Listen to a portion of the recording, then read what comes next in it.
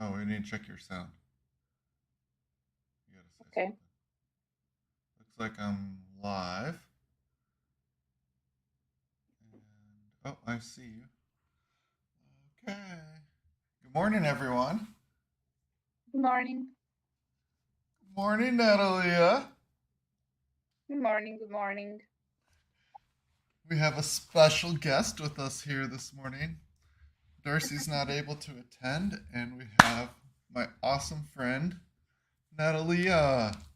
Woo! Yay. Or known as Raccoon Girl. So we have another uh, animes friend that came to join us in our little animes group with the rag doll and the eggplant and the bear. The bear got retired though. I Yeah, just I saw, liked the bear. huh? I liked the bear. Yeah, yeah. The ragdoll guy is a little more creepy, so we kind of grew to him. Let's see. I'm going to. Oh, you're all the way turned up. This is gonna mess with volume. All right. Today we are gonna spread our wings and go worldwide with our stories. Our Halloween stories from the world. Ooh, doesn't that sound scary? Yeah. Do you dress up in costumes? Here in Serbia. No, and you personally have. Do you like going to Um, Halloween parties? well, no, I think I've never went to a Halloween party because somehow when I was in high school, it wasn't it wasn't like we didn't do that in high school. It started later on, maybe at university or something like that. But none of my friends actually went, I guess, my closest group of friends. So I actually never went. But I think um, younger people these days go to those kind of parties. But it all started maybe 10 years ago or 15 years ago, the whole Halloween thing here in Serbia. Cool. Now, did you have a different type of costume party or event where you would dress as other things that might not be Halloween but something else? Yeah, I guess when I was a kid, when you go on a school trip that lasts for like 7 days, then one of the events to keep you entertained in the evening so you don't go crazy. We had those. So I actually can't remember what I was dressed into. Like people were dressing up as, I don't know, football players, basketball players. Maybe I was, I don't know, a teacher or a singer or something like that. I don't know what I liked as a kid. But That's it was and it was the 90s, so it was a rough period for my country. So it's not that there was a costume store where you can go and buy something, or even in the kids stores we didn't have those kind of costumes. So it was like your mom makes something or your grandma, and that's what you wear. You put some makeup on, and that's it. yeah. Not like kids nowadays. Yep. I They totally dress get up. what you're saying. They go to the kindergarten, I guess, dressed as Elsa, and I don't know what else they like these days. I But heard I an. Have you ever seen Beetlejuice? yeah, of course. Uh, there was I heard a kid, like a 9-year-old kid, was dressing as Beetlejuice. I was like, wow, that's kind of young. Yeah, yeah. Elsa's a lot more I, tame. yeah. But a friend of mine, she used to work for a U.S. company here in Serbia, and but they were all like, it's like the US in the middle of Belgrade.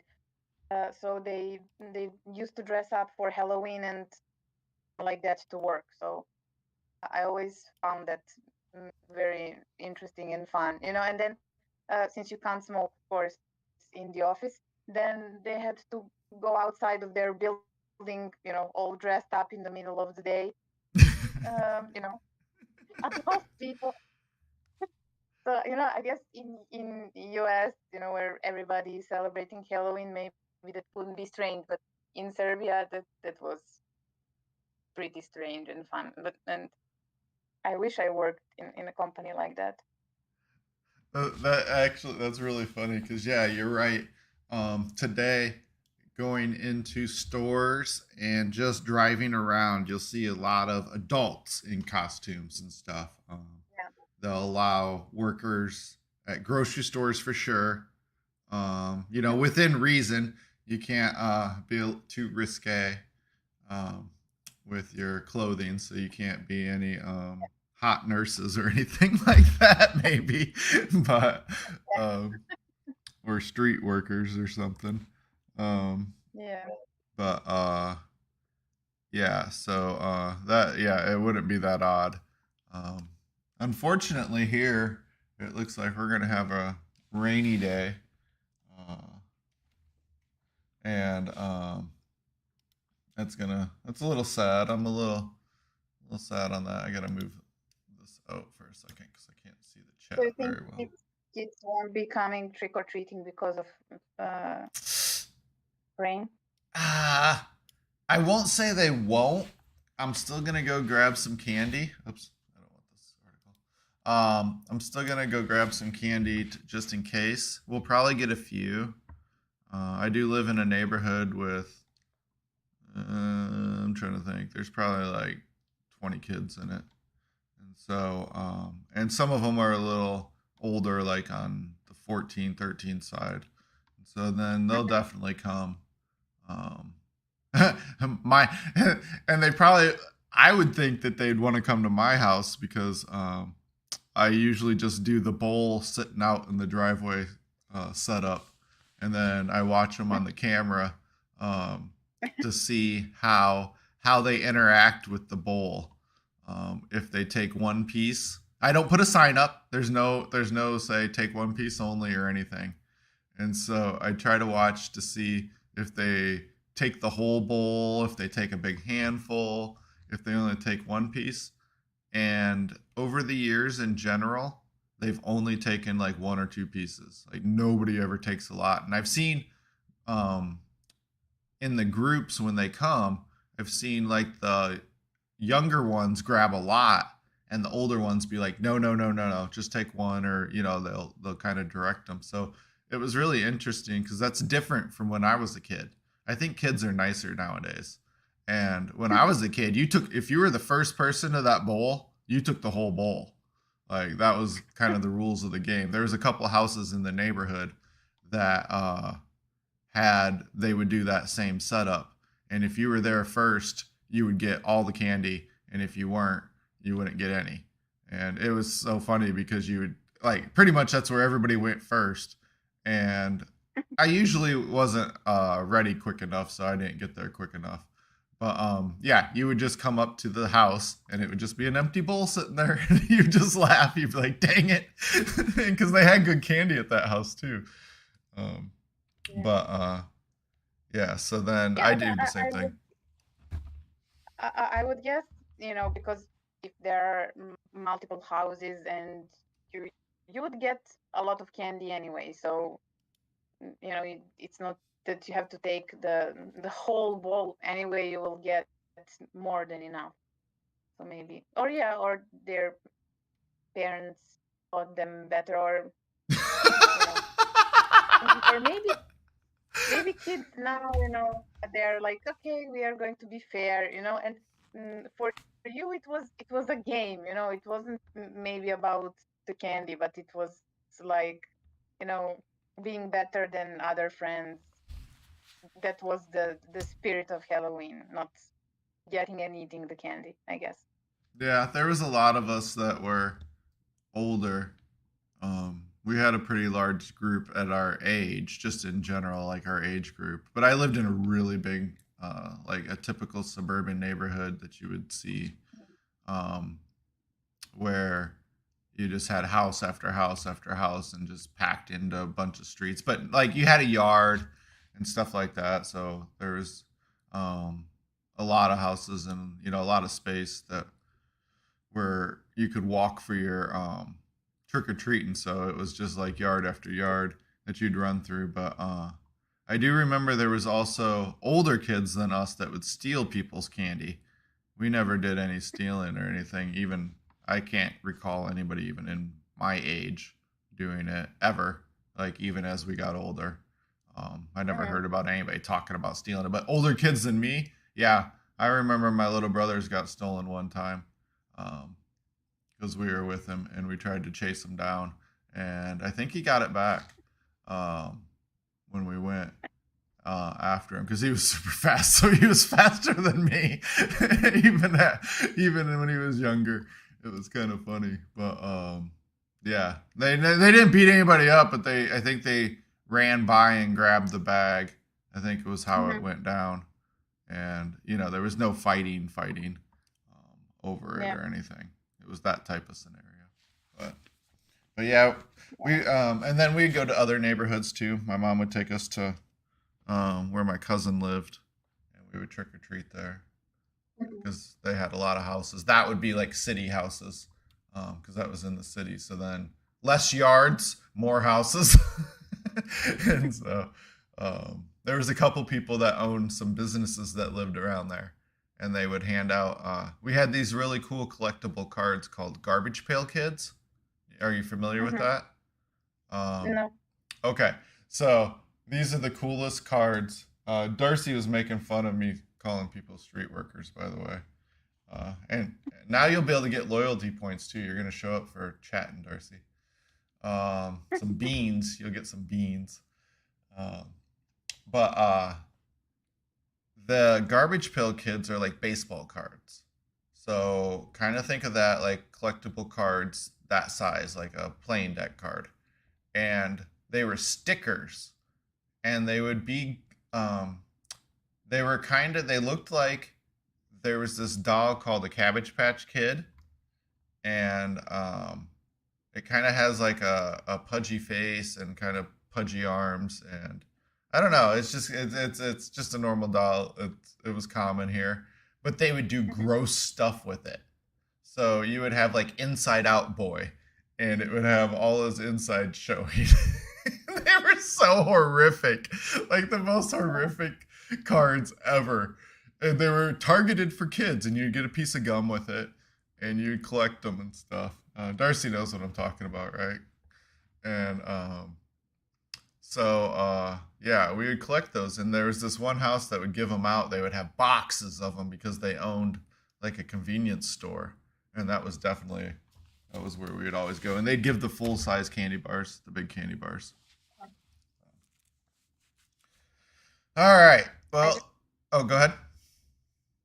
no, I just remembered my friend. Well, since I mentioned that here in Serbia we didn't have that Halloween tradition Mhm. growing up, and then she and her boyfriend moved to Germany maybe 10 years ago, and obviously they are trick or treating.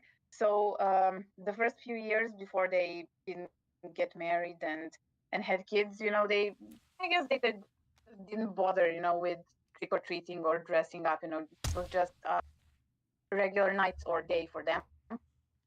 But they heard that um, they lived in a building, so they heard that kids are going around the building and ringing the doorbell and trick or treating. But that first year, I think they were just not prepared, so they didn't get any candy. They didn't buy any candy. And they also heard that if you don't open the door, but if they hear you that if you are in the house, but you don't want to open, then they throw eggs on your door, and then they just make a huge mess as a revenge. So then they just played dead, I guess, for a few hours that night. They turned off the TV, the music. They didn't even speak, or they were whispering. Still, they heard that all the kids just went around the building and they stopped the bell, and then they could, you know, um, continue with their lives. But they were scared of those uh, German kids not to make a mess of their door with eggs. So I always remember that. But That's now so. they are kids. But that first year they were really scared. It was really funny. Wow. I never thought about that. Yeah, that could definitely be even scary here too, because it's kind of the same thing. We don't have, like I said, kids nowadays are nicer. Um, when I was trick or treating age, so what would that put me? 30 years ago? Yeah, I guess that'd be about 30 years ago. Um, there was teepeeing. Are you familiar with that? No. That's where you take toilet paper rolls and you throw it in people's trees. Uh-huh. Okay. Yep. Yeah, yeah, yeah. And then egging, just like what you were talking about. That would be the general mischief you would do on Halloween. I never. No, no, I can't say. No, I didn't egg. What did I do? My mischief, not on. It was TPN for sure. TPN, that was like number one. And most people laughed. Some people didn't find it funny because it did make a big mess if it rained. Yeah, exactly.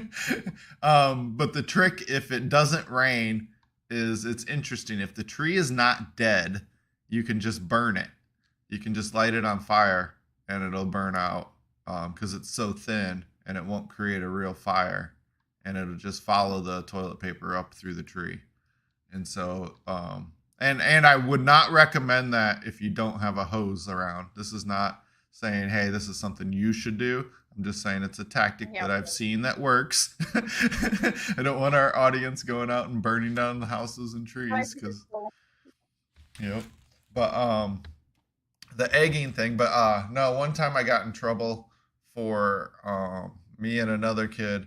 We snuck out at night, and it wasn't on Halloween. It was just a sleepover, and we did shaving cream on somebody's house. And I didn't, and we thought it was funny, but we didn't realize it actually stains, or it Uh-huh. left the mark. So we drew like smiley faces on their house, and yeah, it wasn't cool. We got in big trouble for that. And so, but I wasn't in general a Halloween mischief person. My mom and dad made me be in by like 10, 11 o'clock at night. And so, Mhm. um, yeah, but that was fun. There was nothing too crazy. We didn't live in a bad neighborhood where people got like beat up or anything like that, or there was lots of kids. So I don't imagine that'd be crazy how much money you'd have to spend on candy. Yeah. But you just have to turn off your lights. I never thought of if somebody came that was new to the traditions of Halloween, how scary it would be. I watched a cartoon last night that basically said the same thing, where this guy's family always did really scary Halloweens and he hated it because he didn't like being scared. And so, yeah, you'd have No, it's people. funny. Like you're a you're an adult, but you're scared of mean kids again. Yeah, yeah, and it's And because you just didn't buy a $5 bag of candy. yeah, and it's not they. I guess they were just sitting on their sofa in dark, but I imagine them, like under the bed, hidden. Yep, And yep. I remember she was texting us. I remember she was texting us. I can still hear the kids, so it's better if we keep quiet. It Yep. was funny. It's we have a rule nowadays. It's much easier to not worry about that. Just turn off your lights, outside lights.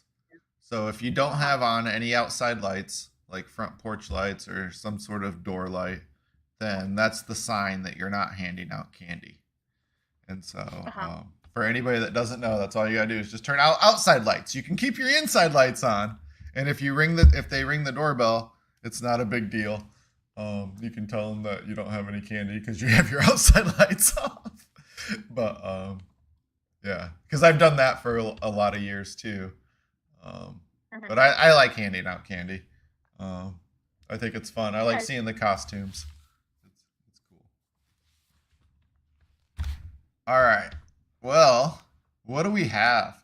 That was the fun part of this. Now we're going into the dark, scary side. So for all yeah. the people that like scary stuff are like learning about scary ghost stories. We have a handful of ghost stories here from the U.S. and they're ones that you might not have heard of before. I kind of when I was grabbing the pictures, I could see the titles, and they weren't anywhere I've ever heard of. But then we have some from Serbia. So we got some haunted places and scary places to visit because they don't really have, they didn't have Halloween, so their stories are going to be not Halloween oriented. But I don't think the ones I found are either.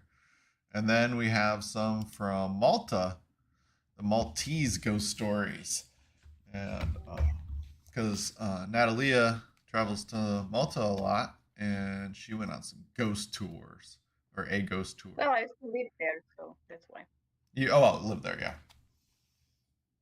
And so we have that is our variety we have going today, and we're going to start with our first one, which is Sloss Furnaces in Birmingham, Alabama. And it looks like this is a Civil War story. So, for 5 years after the Civil War, Birmingham, Alabama was, 5 years after the Civil War, Birmingham, Alabama was founded. With its birth in 1871 came the need for tons of pig iron to fix U.S.'s crumbling infrastructure. What the heck is pig iron? Never heard of that before. I mean, is it iron made out of pigs? I don't know. Maybe they'll Or tell us. iron for pigs. Actually, let's look that up real quick. That's interesting. What is pig iron? Pig iron, also known as crude iron. Okay. So it's an intermediate product of the iron industry and production of steel, which is obtained by smelting ore. All right. Why is it called pig iron? It dates back to a time when hot metal was cast into ignites before being charged to the steel plant. Uh, the group of the molds just looked like pigs, so something like that. All right, Okay. so it's not made out of pigs. That's I feel a little bit better about that. So then they built this place called the Sloss Furnaces to make the iron. It opened, and then it says by the early 1900s. Oh, okay. Let me go back up. Now I get it. Jobs on a blast furnace were advanced, but also dangerous. Many workers started falling to their deaths in the furnaces. That sounds so bad. Mm. Um, by the early 1900s, conditions. Oops, hold on. I didn't switch our screen. There we go. Let's go here. This one. By the early 1900s, yeah, you didn't get this unless you're watching the stream. See, Natalia, this over here. Yeah. We Oh, we yeah. were, we were like this for a minute. Okay. So now I gotta go this way. Oops. Back up to stream main. Go to this one. There we go. I need to put those on hotkeys. I say that all the time. So then by the early 1900s, conditions had worsened with a cruel foreman named James Slag Wormwood, who took dangerous risks to increase production. Of course. Yeah. During his tenure, at Sloss, nearly 50 employees. How long did he work there? 50 employees. And many others were involved in terrible accidents. 50 employees died. Allegedly, his workers threw him into the furnace. Oh my gosh. Well, he deserved it, maybe. Yeah, but it's okay because he was really bad. He was a bad boss. So when you have a bad boss, you can just throw him into the furnace. Yeah. That's so horrible. Like, why don't you just like have the police do something about it? Today, you can still walk the grounds. If you dare, you may even hear his voice yelling, "Get back to work!" and witness other paranormal experiences. Oh my gosh, that'd be crazy.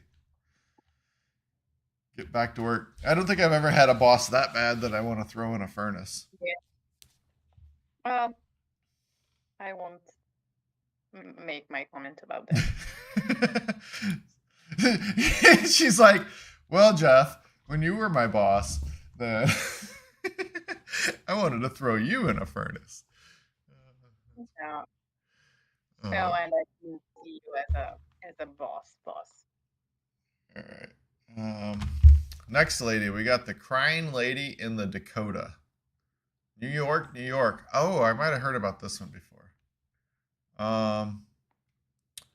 Since its opening in 1884, the Dakota apartment building has been home to many rich and famous residents in New York City. Among them were John Lennon and Yoko Ono, who moved in 1973. John was also assassinated outside the building in 1980. Before that fateful day on December 8th, John said he wait, what? John said he say a crying lady ghost walking the hall. Oh, Maybe. saw. That was supposed to be saw. John said he Yeah. saw. There we go. Uh, John said he saw a crying ghost lady walking the halls afterward. Yoko, who still resides there, claims she saw John's ghost sitting at a piano and that he said to her, "Don't be afraid, I am still with you." Okay, so we have a crying ghost lady and John Lennon haunting this building in New York City. And it's a residence building, it's apartment building, so you can't just visit there. Like a hotel. All right, that's interesting. Didn't know that. Yeah. The Bell Witch, Adams, Tennessee. So if you're in the Tennessee area, here you go. If you're a scary movie lover, you might actually know about the Bell Witch. The films An American Haunting and The Blair Witch Project are both based on the story. Way back in the early 1800s, a man named John Bell moved his family to an area in Tennessee called Red River. Ooh, is it Blood River? Which is now known as Adams, Tennessee. After they had settled in the new home, some peculiar things started happening. Oops, I gotta switch the picture. Oh. There we go. This one Yeah. is all the way down at the end. Ah, I'm jumping all around. There we go. All right. Yeah, so it's the Blair Witch Project way back. After they had settled in the new home, some peculiar things started happening. The Bell family began hearing some bizarre noises, including dogs barking, chains rattling, rats chewing. Sounds like you just need to get, I don't know, it sounds like you got problems. And a woman whispering. Soon that woman became known as the Bell Witch, and many people believe she's the ghost of former neighbor of the Bells, Kate Batts. Batts and the Bells had a dispute over land, and she had sworn vengeance on the Bell family before she died. Later on, Bell died from poisoning. It's rumored to be the work of the Bell Witch. So, I don't know. That does. So they had problems with you. Two neighbors had some problems. Yeah. And then the lady dies and she curses the people. It's like, okay. And now she's haunting them. Man, that's just like, you really were upset about the land they took. So that must have been a pretty bad land dispute. Yeah. Like the bizarre noises, I would have thought was, maybe their conscious was chasing them, was haunting them. Yeah. I don't know. I would have just thought that. Yeah. I don't know. I thought you just let Yeah, it and go. it's not a ghost story, but um, I don't know if you heard about that TV series on Netflix called The Watcher. It's it's a new series, and I think it should be based on a true story about about a house. Actually, whoever buys the house starts getting letters that like hi, I don't know, the it's like 657 Westminster Street, whatever street. I really like you, blah blah. So it's like a kind of a love letter to a house.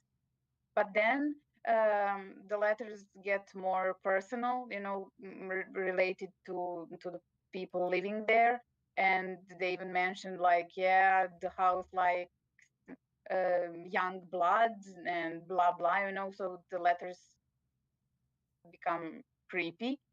Um, and then, you know, obviously people go crazy and they want to sell the house and run away. So and then the next owner keeps getting the same. So yeah, I guess it's like, you know, somebody just wants that house, but the house is too expensive, so they keep um, lowering the price until they get the house for themselves. But it's based on a true story, I think. Like allegedly, there is a family that actually experienced that, getting those letters, those creepy letters. Huh. Yeah, that would be an interesting tactic to get a house. You want Yeah. it? I don't know, because I'm not a fan. We talked about it a little bit yesterday. And I talked to my mom about it recently, where I'm not going to go looking for scary stuff, but I don't I haven't seen enough evidence, but I'm not believing. You know what I mean? Yeah. Like it's kind of like I don't know if hauntings, like if they're evil, if they're trying to tell you stuff. Like I have no clue, and I don't really care to know because if it is bad, I don't want to be involved in that.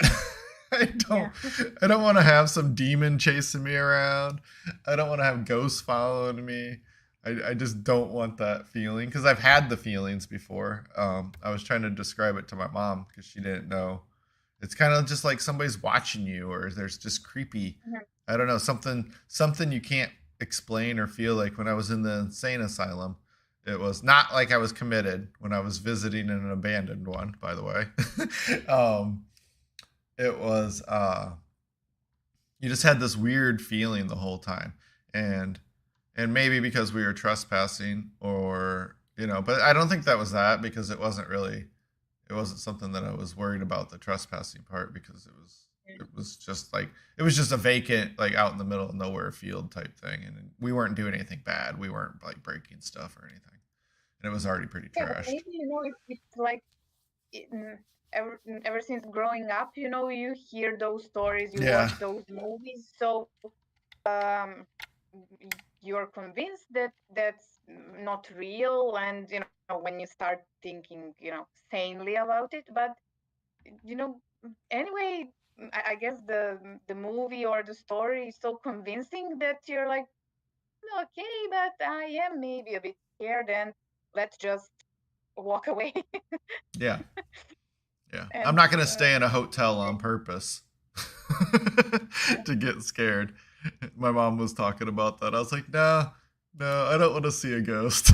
I'm good. exactly. Speaking of hotels, here we go. We got a Ghosts of the Crescent Hotel in Eureka Springs. We're going to do a few more of these stories, and then we're going to take a break, a quick little break, Okay. and then we'll switch over to the world side of it.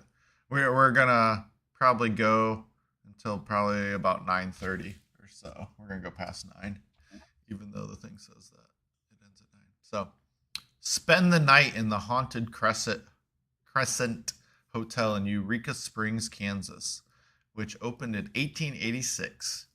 During construction, a worker named Michael was killed, and his ghost reportedly still haunts room 218.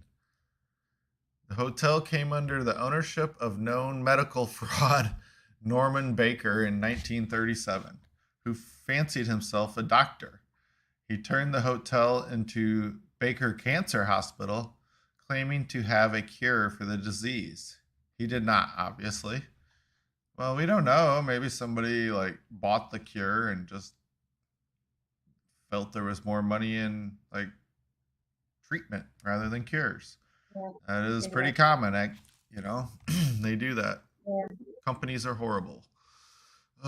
Patients who died under his care were buried right in the hostel's basement. Okay, which served as a makeshift morgue.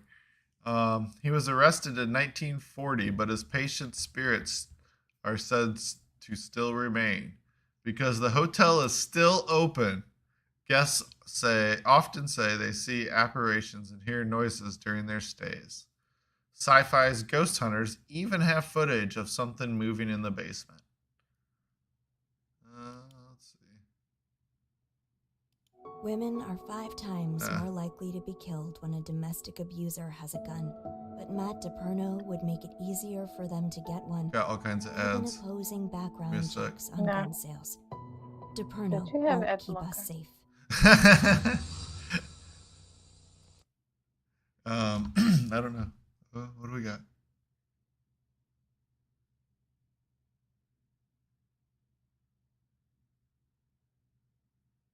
All right. Yeah, Oh, they're hearing something. yeah, because we haven't figured out how to play sound on the stream for our viewers, so I'm not even listening to it either. Yeah. But yeah, they're okay. Just watch Ghost Hunters, whatever. And they have some Yeah, and footage supposedly. I don't know if you heard about. I think it happened in LA, maybe. It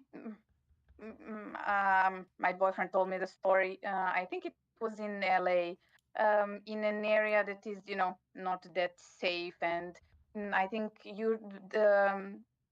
was like a hostel or whatever, but place where homeless people used to stay or drug addicts, but I think homeless people, or like, that kind of people who uh, who are suspicious, let's say. So I think it was a girl. She was a tourist, maybe from Japan or something like that. I think from Asia, and she stayed there. Like, I guess she didn't read anything about the hotel. If I guess there were some reviews that that place is just not for tourists. Um, Okay. and and then there were some footages, like, from the CCTV from the hotel, that, I don't know, she was running around the the hallway, or the um, running around the hotel, and somehow she disappeared, I think, from there. But Oh. they didn't even, nobody saw her going out, or it wasn't recorded. I think she just disappeared. And then, it's like a mystery, what happened to her. Was she possessed or something? Because you could see that she was behaving strangely. But again, it's an area where a lot of people are using drugs, and who knows what happened actually to her. But I think there is some kind of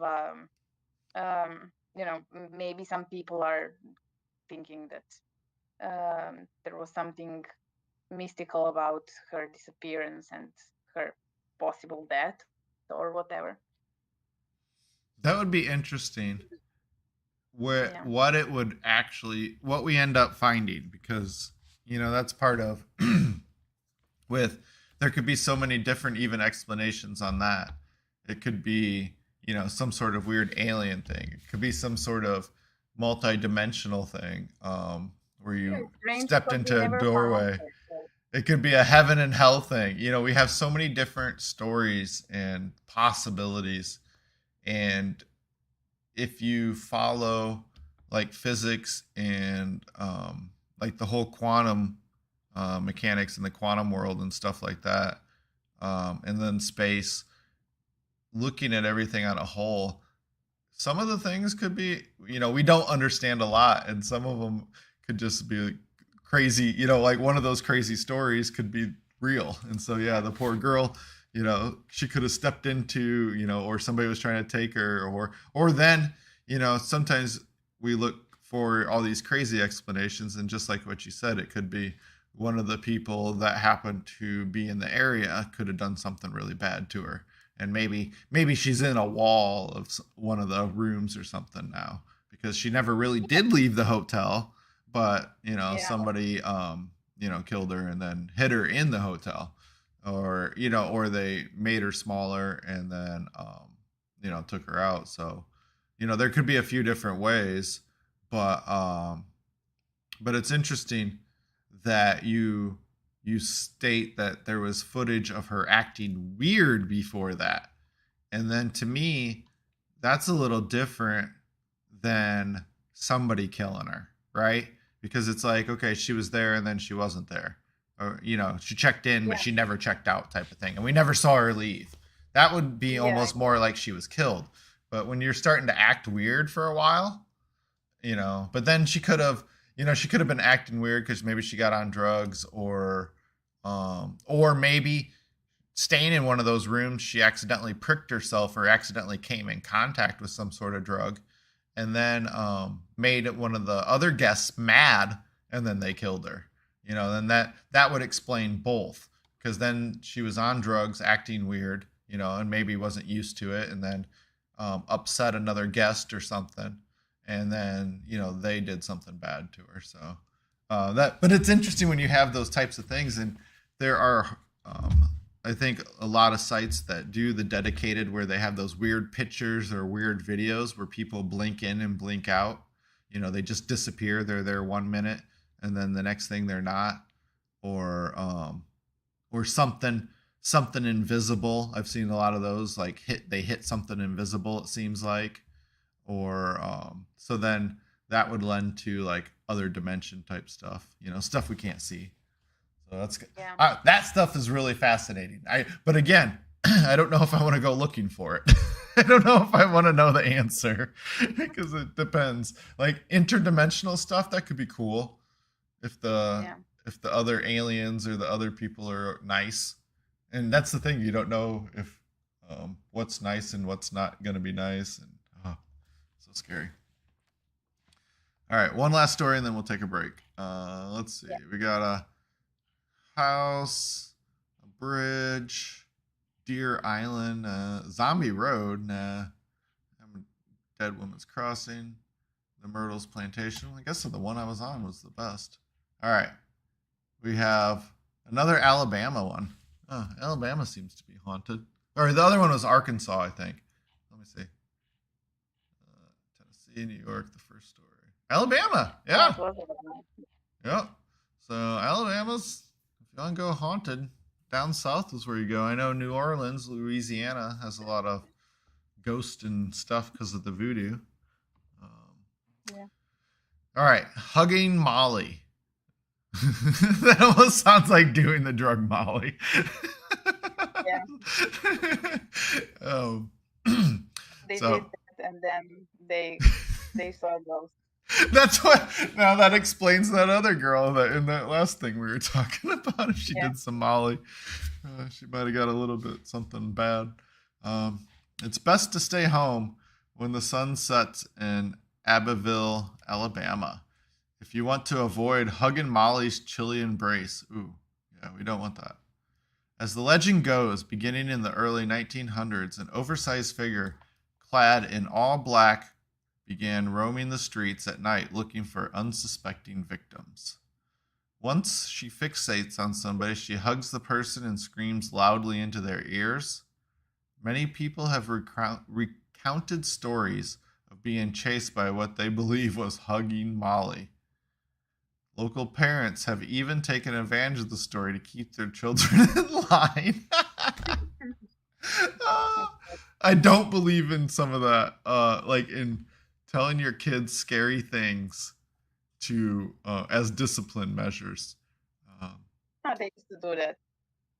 I know, and I don't think I ever did that practice. My cousin, he did two different ones. He did there was a gorilla in the woods, and then for some reason an owl scared his son. So then, which actually exists in the woods, an owl, and so then I forget the reason, exactly why he was doing it, but yeah. So then the kid, for a long time was super scared to go in the woods. He didn't like going in the woods, and there was perfectly good reasons to go in the woods. And so yeah, it's just kind of well, my grandma used to. It wasn't scaring, and frightening me, but I had a plate where she put my food and which she fed me. There was a little rabbit, on the bottom of the plate.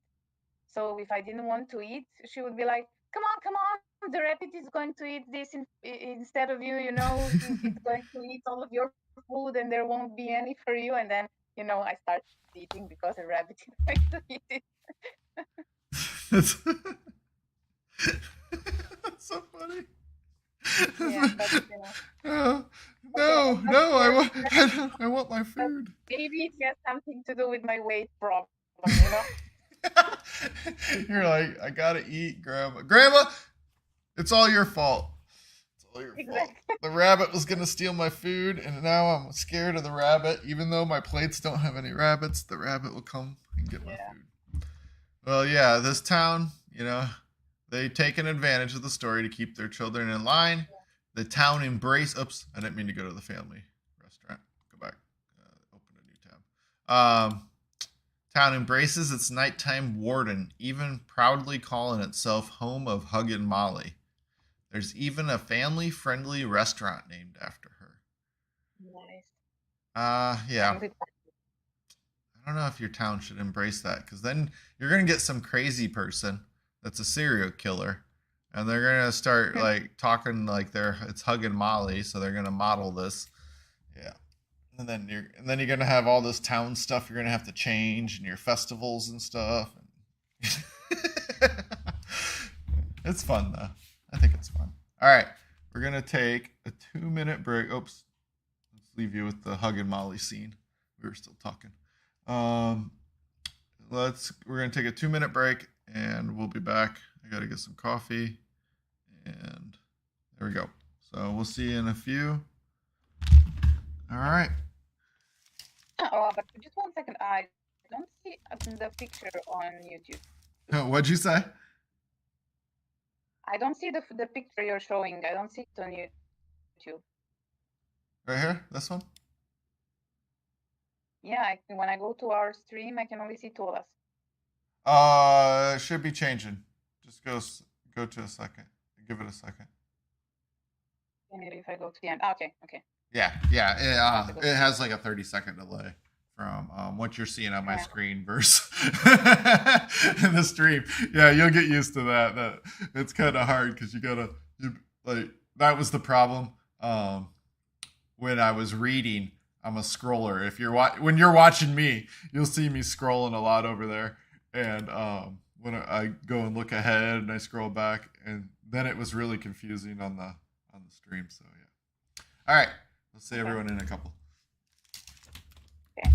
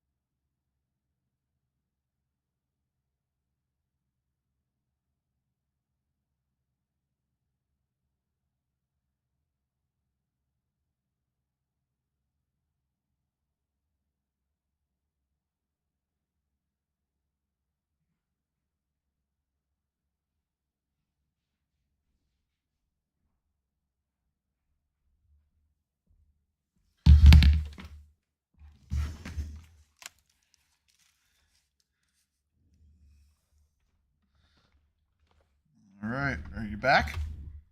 Cool. Cool. Yeah. All right. Now it's time to expand. We're going to go to the world, specifically Serbia. All right. Let's see. There's our first picture. Skip over those two articles. Just more U.S. scary places, which are pretty much same kind of theme. Seems like all the scary stuff happened in the early 1900s, late 1800s here in the U.S.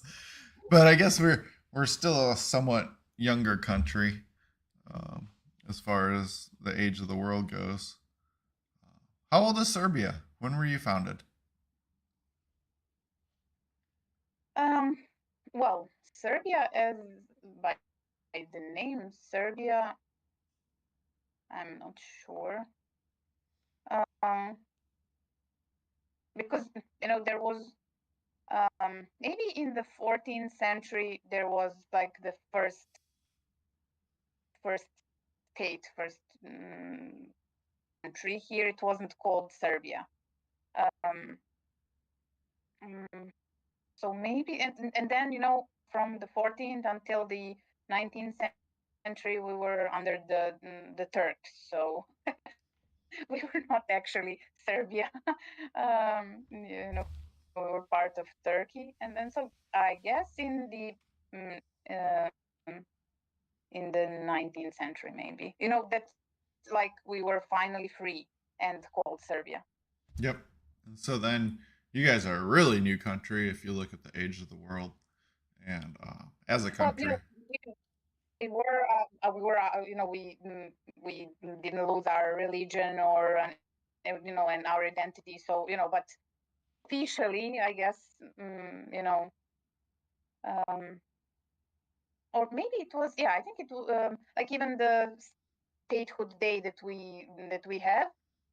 I think it's when we first got our constitution, well, like Serbian constitution. Maybe it was in 19th century, but as I said, there was. Mm-hmm.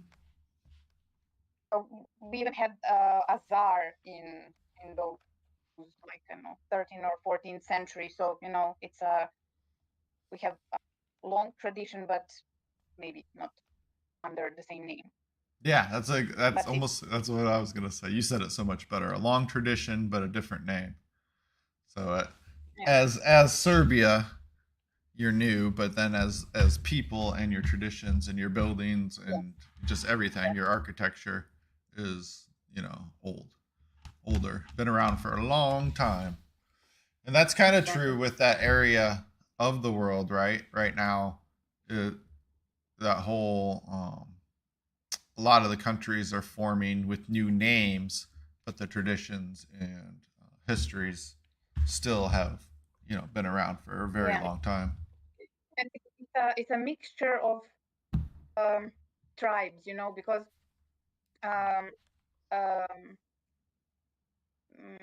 like we are here in Balkans. It's like I think it's like all Slavic people, but they all came from I think it was Ural, or I don't know how that mountain is called. It's over there, towards Russia, and I don't know where that mountain is currently geographically, like what country is it in. So when they came here, there were some other tribes, but then those tribes that came and conquered them, they brought their tradition, so probably all those stories that are passed through generations, those are mixtures from multiple tribes, whoever came here left its trace. So who knows where those stories are coming from, actually. All right, so let's see where our stories are coming from. Maybe you'll be able to tell. So how do I pronounce this? The Homology Mountains? Are you familiar with them? Homolje.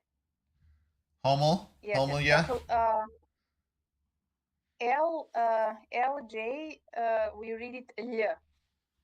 It's like, it's for your Natalia, I know. I'm gonna try. It's like one letter, so it's Homolie. Homolia. Try. Yeah. That's the best I'm going.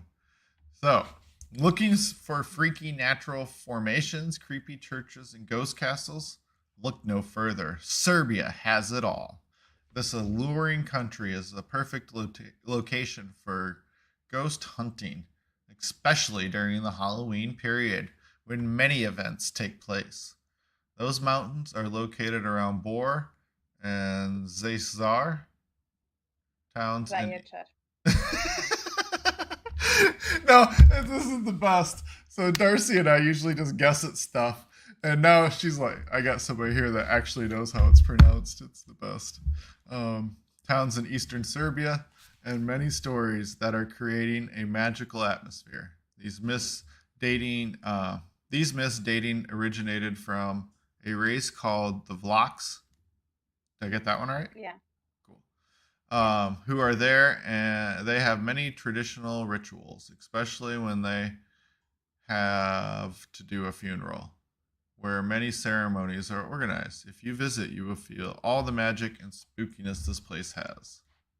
Yeah, even now that area has a lot of those fortune tellers and black magic, and people who like help you Really? remove that magic and those spells that were put on you by somebody else who doesn't like you, or even if you, like, I don't know, like your husband cheated on you and you want to put a spell on that other woman, you go to that person, and then she tells you what to do. So it's still in their tradition even nowadays. That's kind of cool. Hold on a sec. I gotta grab my coffee. I left it over far. Yeah.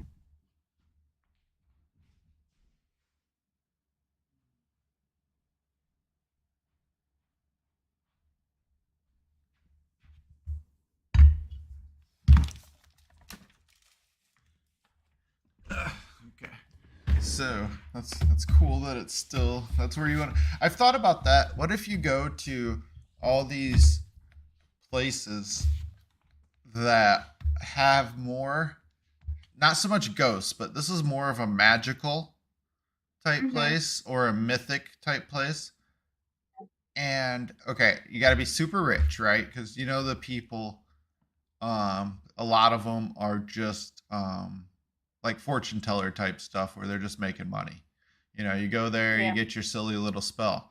But if you are really rich, you could hopefully, this is the thing that interests me, find out if stuff's really real. Real magic. Because I still, this is actually truth.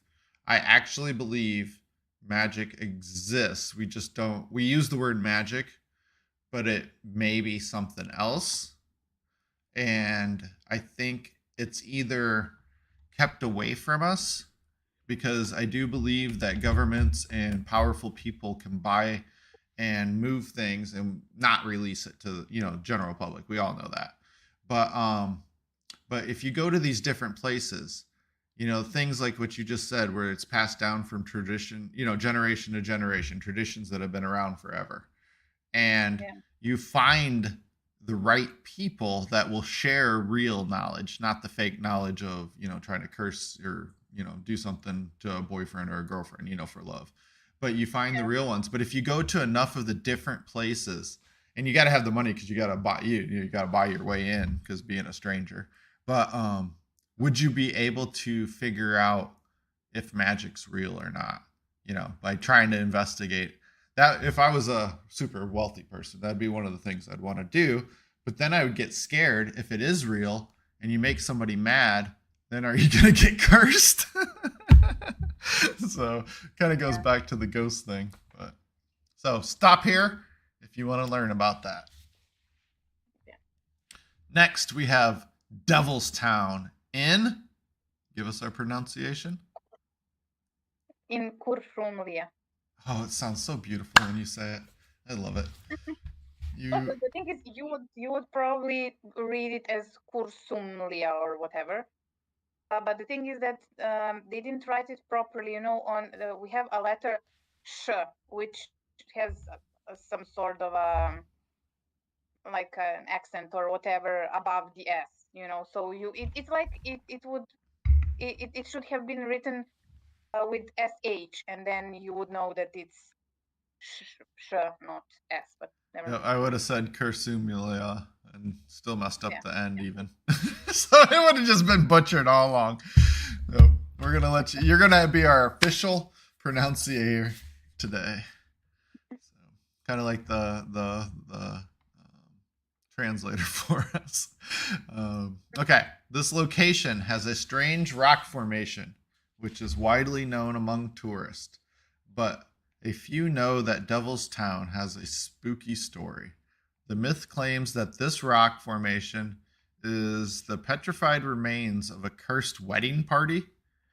People drank in the spring, and that caused the attention of the devil, who forced a brother and a sister to marry. After that, decided to change them into rocks. Okay. Locals say that this is the place is still haunted. What do you know about this place? Yeah. Well, while you were reading, I was thinking if I ever actually heard the story. I know about the place, but I guess I don't remember the story. Are you not allowed to drink in the spring? Oh, the spring, the water spring. Yeah. I was thinking springtime. I was like, what? Is there something you're not supposed to drink during the springtime? Ah, so they drank in the spring, and that caused the attention of the devil. See, it was like a devil's.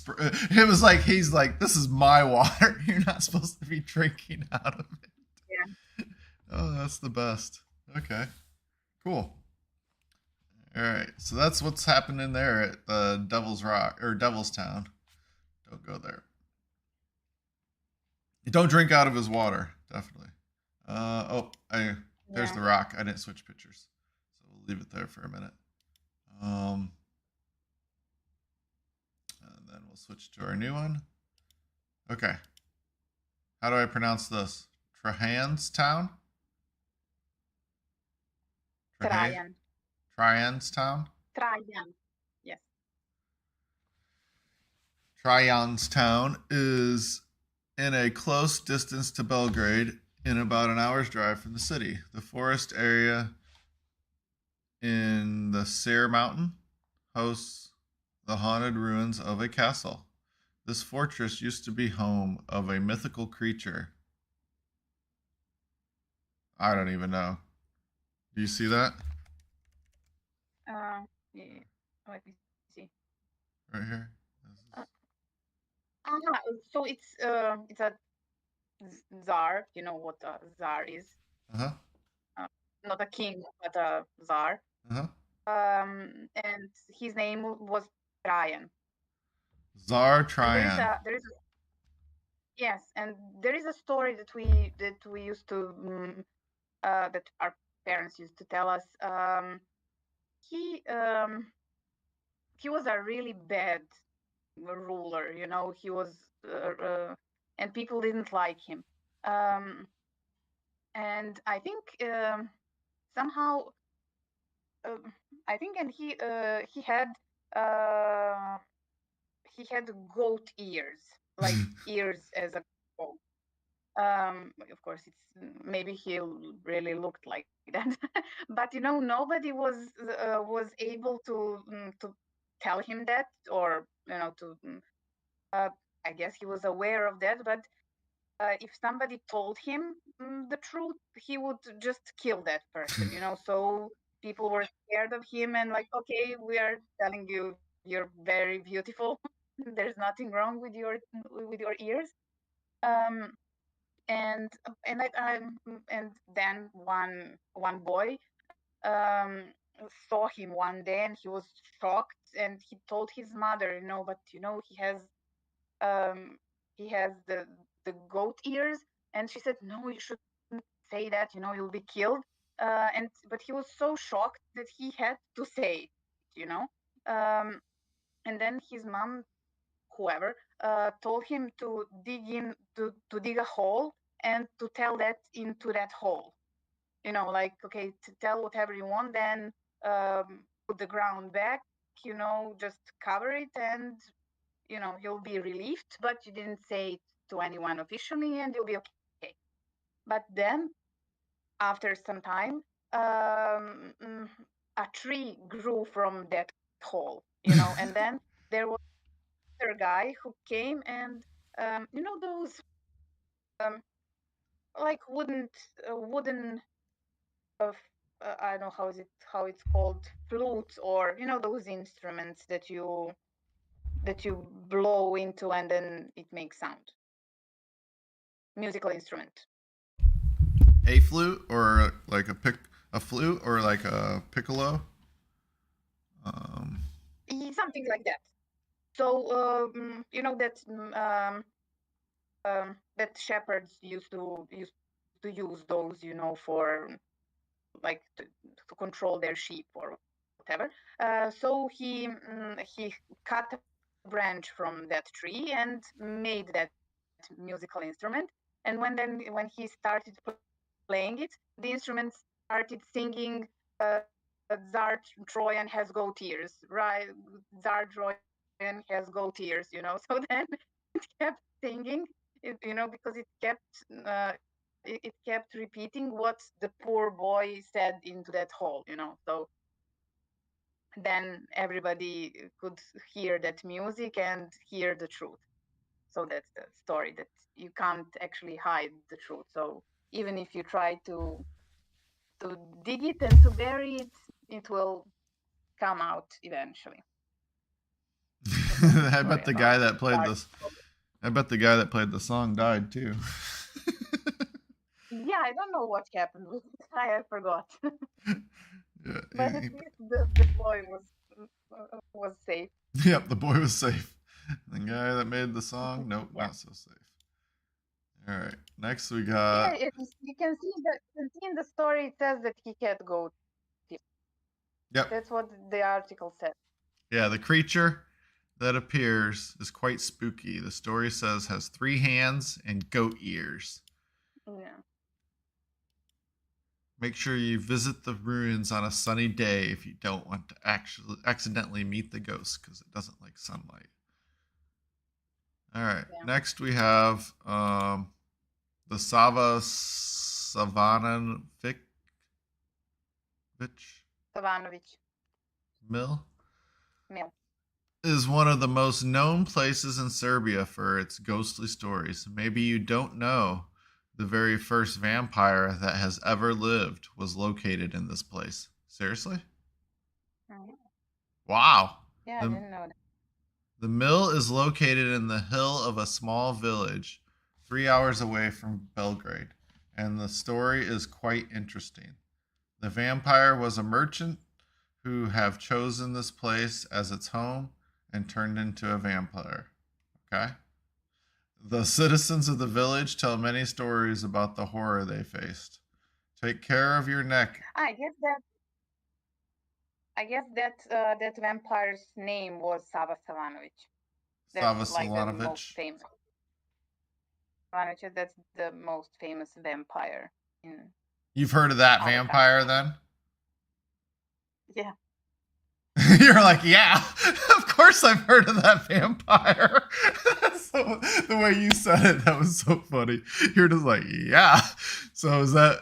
Yeah, like I was finally proud to say that I heard of something that is related to my country's history. So this one, yeah, but this is the very first vampire. This isn't like just any old, like Dracula may be the most famous, right? But this guy is actually the first. That's pretty cool. No, I never knew that. So, do you have any stories about this vampire? I don't know. Okay. I just heard of him, but just heard of him. Yep. I didn't know if there was any story about him just being really bad to like your whole area, just like eating people and stuff.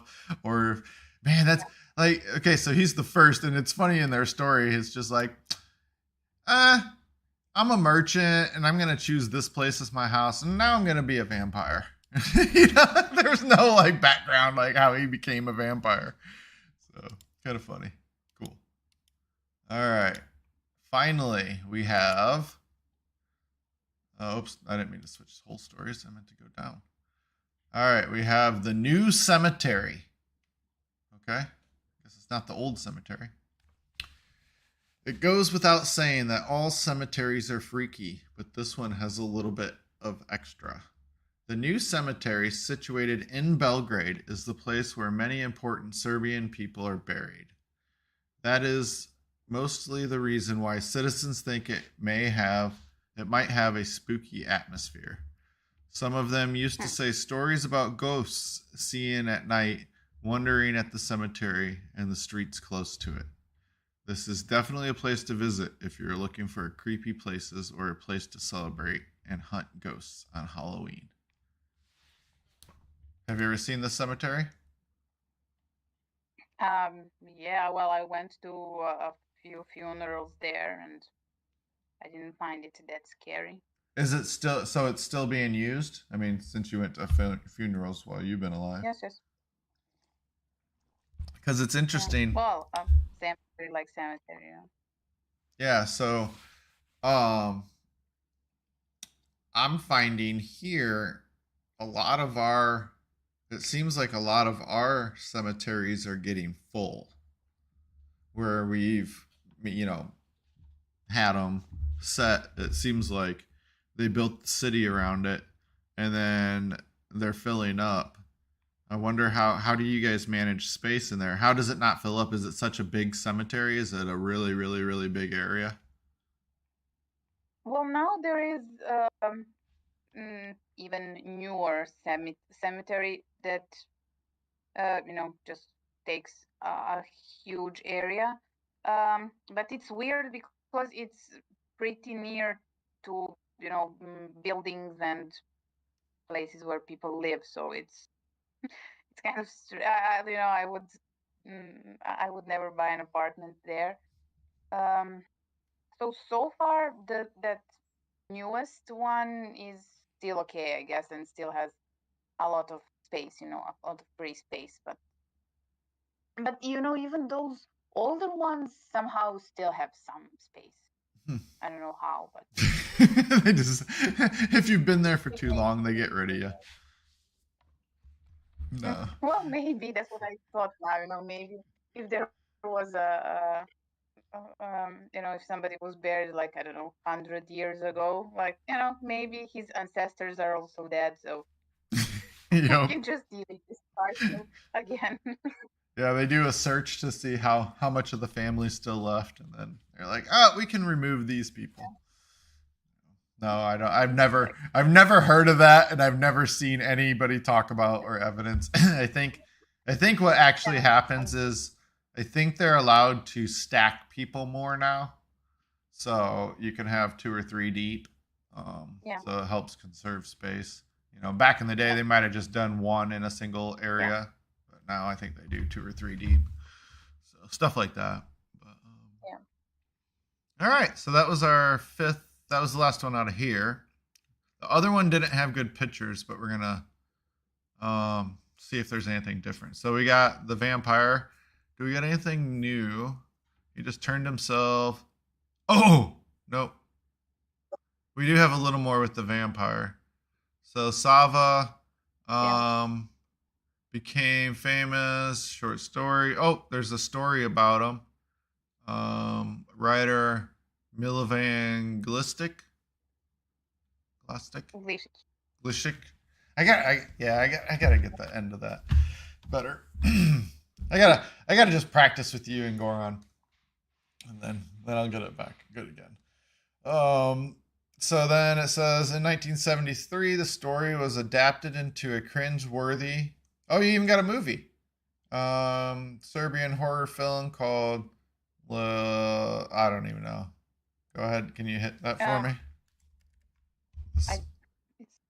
Right here. It's blurred. Just open it in my link because it's somehow blurred. I don't see it properly. Okay, hold on a sec. Lung.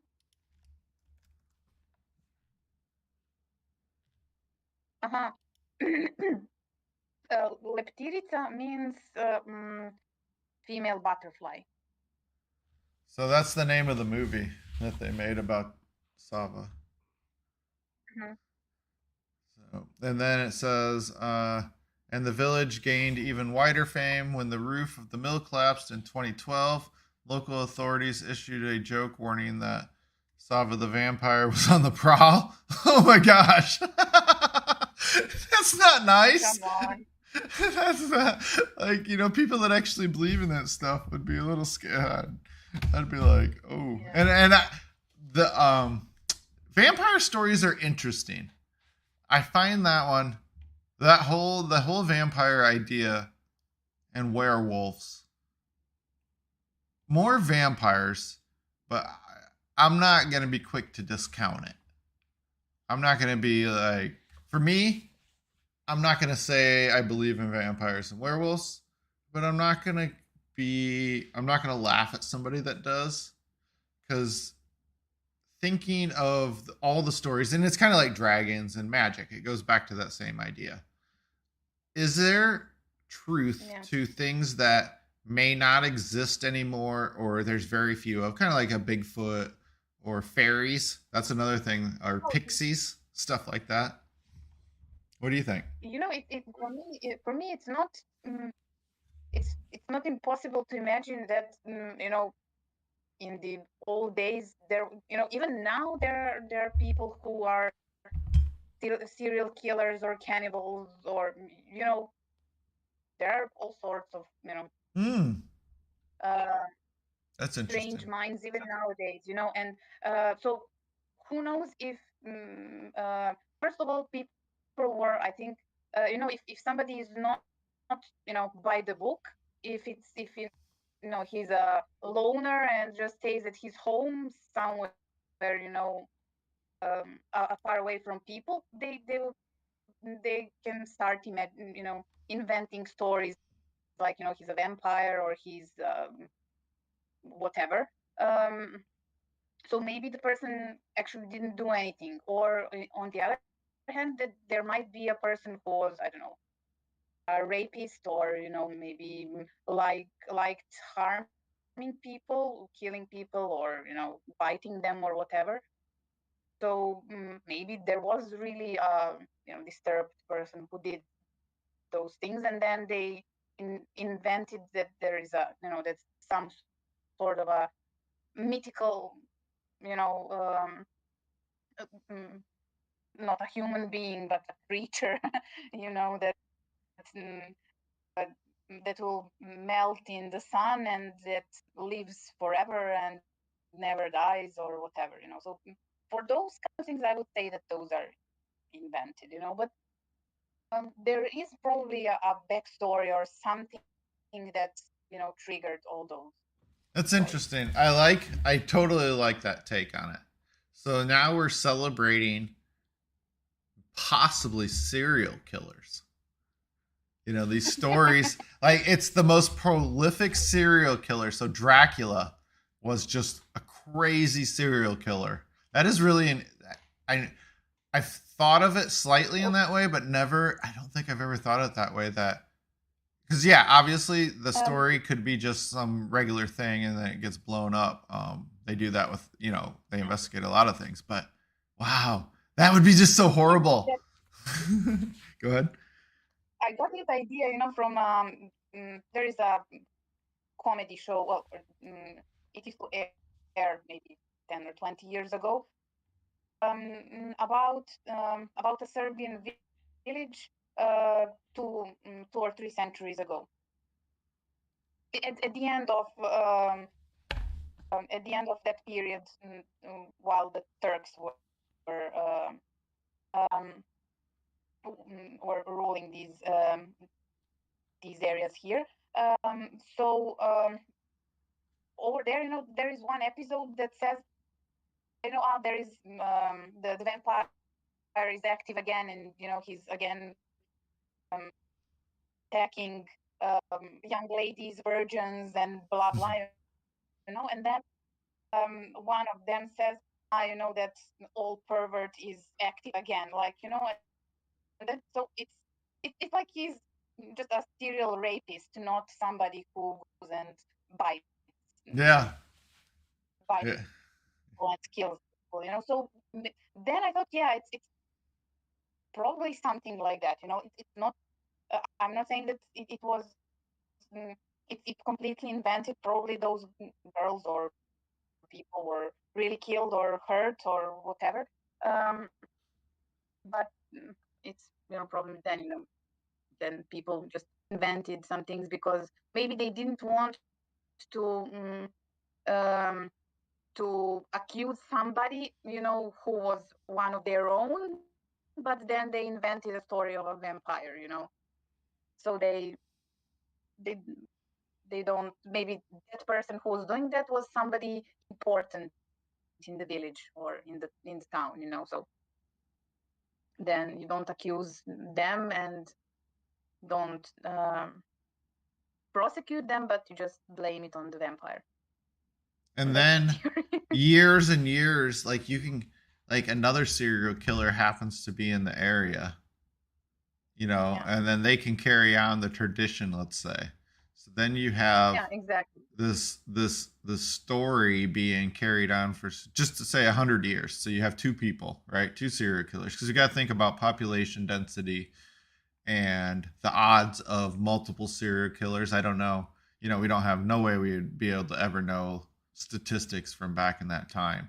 Like if people were just like, if there was, because people were more brutal maybe, and you saw more really bad stuff way back when, then were there more serial people type stuff, and people didn't think it was that bad. But so I wouldn't know that. But yeah, you would just need two people that did it for, say, even 80 years, 40, something like that. And that would be enough to create probably a legend of something that can't die. And then especially because you're already going across probably people's lifetimes. So then you just get like 2 or 3 generations of people. And then they're like, yeah, my grandparents or my great grandparents, there was people dying back when they were there.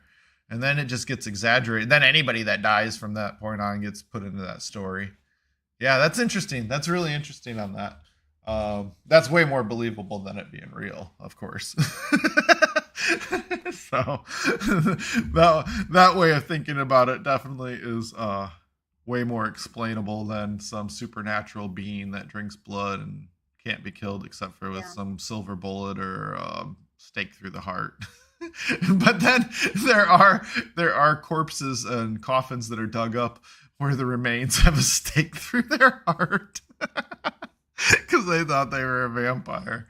I've seen that. So then it's kind of funny. Now you just get accused. Now it's back into the witches, like what we were talking about, where it's just like you get accused. I don't like this person. All right. There was one other in this other article from Serbia, the Petrovardian Fortress. Petrovaradin. Best known as the venue of the Exit Festival. Yeah, it's very popular. It's very popular. It's haunted. A lot of tourists from, I think, UK and the whole Europe come, and a lot of famous performers come to that festival. It was built between... Oh, go ahead. No, continue reading about it. Okay. It was built between 1692 and 1780. The fortress was one of the most advanced in the Habsburg lands and served to protect it from the Ottoman attacks. To increase its security, it was fitted with all sorts of secret passages, a 16-kilometer network of subterranean tunnels. According to paranormal experts, souls of soldiers who died during battles of the Petrovarden walk around this labyrinth below the fortress, mostly which is currently closed to the public. If this is not spooky enough, one of the corridors marked with a Maltese cross Is it allegedly the place where local Satanists performed sacrifices? So be careful where you wander while exploring. Have you been there? Yes, but during the day. Yeah. Did you know about the tunnels underneath? Yes, but not about these stories. I know that there are a lot of tunnels, even in the fortress we have in Belgrade. There are a lot of those tunnels and passages. So I guess every fortress has those, but so I guess it's easy to have those kind of stories, because who knows who was killed there and what happened there. So Yeah, and you could build a lot back then. And yeah. There is one. It's not a ghost story, but it is a bit of a creepy story. There is one fortress as well. Well, the fortress. It's called Kadar. There is a lake that is between. It's one part is in Montenegro and the other one is in Albania. But at that time it was one country. Well, not one country, Montenegro and Albania, but at the time the whole lake was in one country, and they were building a fortress on it. So whatever is built during the day, it gets ruined over the night. So they were building it, and then just starting from scratch every day, on and on. And somehow I just don't remember the all the details, but they figured if they put some sort of a sacrifice, a human sacrifice into that fortress, then the bad spirits or whoever is ruining that will stop. So they decided to build in a young woman into the walls of the fortress, and she was she recently had, I think, one or maybe even two babies. So she was still breastfeeding, and it's a bit morbid. So they left the holes for her breast, when they built her into that wall, so she could still breastfeed her kids. And but she will also be used as a sacrifice, to for that fortress to be built. So after they did that, her kids grew up and they lived, and also the fortress was built. Huh. That's one of the legends. That's pretty crazy. Yeah, I've never heard of anything like that. I've heard of similar stories of something getting destroyed. I was thinking about that, something getting destroyed overnight, and then you'd have to come back and try to build it again the next day. But and it's funny that, but nobody's sacrificing, and then still being able to feed your kids and stuff. That's kind of interesting. But it always seems like it's young women that get picked on for these sacrifices. Why? Like you would think that some story somewhere would have like the sacrifice is a dude, or like these evil spirits. It seems like they only want young women. They don't want any old guys or young guys, like even just, or any old women. It always has to be the young woman or the young virgin, something to that effect. It's just kind of funny. So then I'd want to know, what's the backstory behind that? Like, why is it always young women? Is it somebody that was kind of sleeping around maybe? Or, I mean, I'm just trying to figure out, like, because I couldn't imagine that only young women were making people mad, so. Jealousy. That could be it. Well, on one hand, it's like, because um, even even now in some areas here, people don't consider female kids as kids. As it's like he has Hmm. Okay. even now there's some older say he has two sons.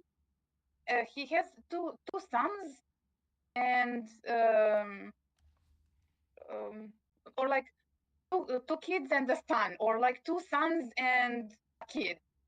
So like that girl is not considered like a proper kid. Uh-huh.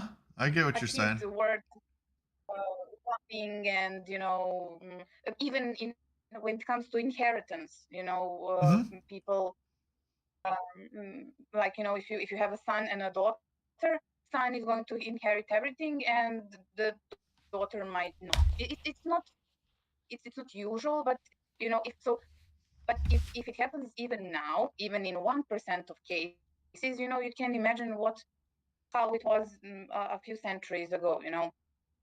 The uh, they even kings and royal families, it was important to have a son. But who is going to inherit your house and or your kingdom or whatever, and the woman was there just to do the housework, to give birth to kids, and like that was all. So probably that's why they were sacrificing women, because they were not of a bigger use. Okay, just throw her to that wall, and Yeah. maybe it did that help us. You're We need the that's a really guy good because point. he's a guy. Yeah, that's a Yeah, really good point. It's kind of you're right. It's more like a property type thing that they're your property, yeah, so you had to just give up like an animal type, like oh, I had to sacrifice a cow type of thing for that. So then you're exactly right. It's kind of almost and it's in a way like how slaves were treated during for any slaves throughout the world at any point in time. Um where yeah. But you're right, they're not considered like your own kid.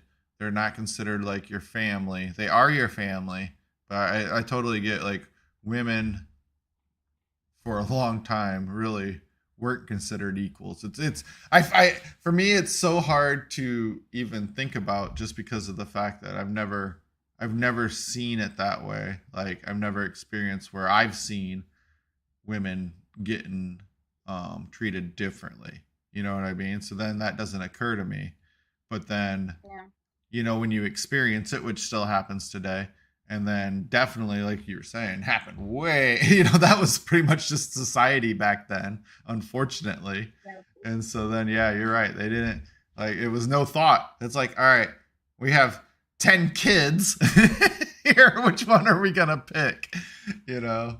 yeah. And so then probably the person with the most was like, I can sacrifice one of mine. I got like 5 others sitting there. So, okay. Exactly.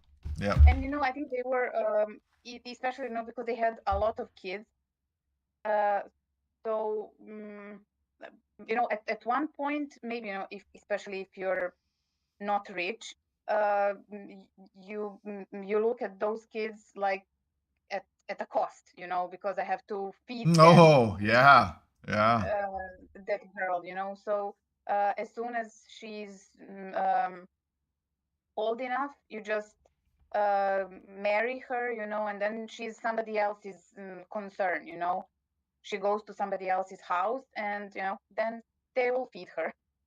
They will do whatever they want.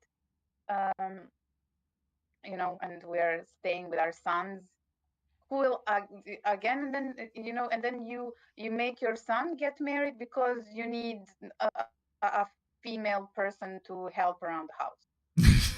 But that's not our topic today. No, no, that's interesting, but it does go to why she Yeah, was still allowed to feed her kids because mhm. that was providing it was saving money for whoever had to take care of the kids probably. And so Well, they were babies, so well, that's what I'm they saying, but you could have had some other lady in town technically do it. Um yeah, they wouldn't have had to go Well, to the wall. I know part of it might be just a story, but I imagine there's some truth to it. And but yeah, I can imagine that they really did that, but then I thought if they just even built her face, into the wall, at one point she starved to death, so yeah, it's yeah. not she breastfed those kids for like a year, probably for a few days until Yeah, they that's what died. I was already thinking. It was only a couple days. But yeah, the story probably has it for like a year until they were old enough or whatever. But yeah, Or I I don't was, know, maybe they fed her. I don't know. yeah, I never. that was also a scenario I thought too. Like maybe they left her face out and like fed her, but then that would be her body would deteriorate. So I'm sure more of it was legend than truth. But all right, what do we got in Yeah, that's what Malta? In Malta, I have we have a ghostly procession in Burgu. Mhm.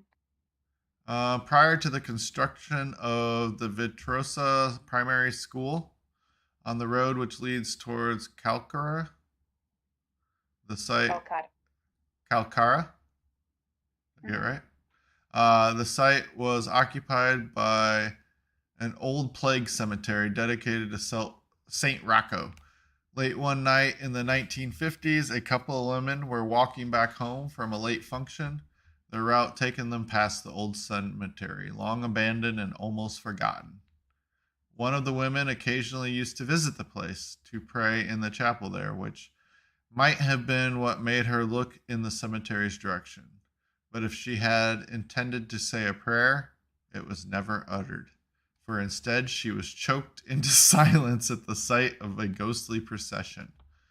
A number of ghostly figures, all wearing the familiar long white habit of an arch confraternity, with their heads covered by hoods, were floating out of the cemetery, passing right through the locked gate before disappearing into a tree trunk just outside the main entrance. The woman was gripped by terror, but did not say anything for fear of being ridiculed by her companion. But when they got back home, her friend gasped with obvious relief and asked her if she had noticed anything strange on the way there. It turned out she too had seen the apparitions. Any doubts that they had both imagined